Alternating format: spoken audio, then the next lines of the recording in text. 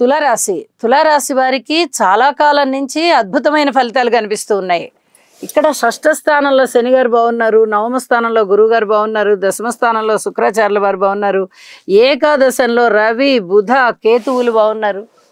వెరసి ఇన్ని గ్రహాలు బాగుంటున్నాయి అంటే వీళ్ళు ఒక మంచి ఉన్నత స్థితికి వెళ్తారు.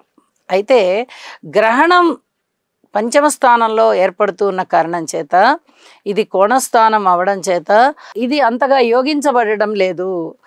కాబట్టి సంతాన విషయంలోనూ బంధువర్గ రీత్యా మిత్రుల రీత్యా కొన్ని రకాల జాగ్రత్తలు తీసుకోండి. మిగతా అన్ని విషయాలలోనూ చాలా చాలా అద్భుతమైన ఫలితాలు ఉన్నాయి.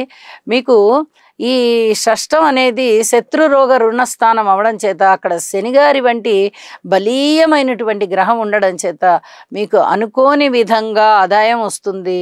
రోగాలు వ్యాధులు బాధలు ఏమైనా ఉంటే తగ్గిపోతాయి.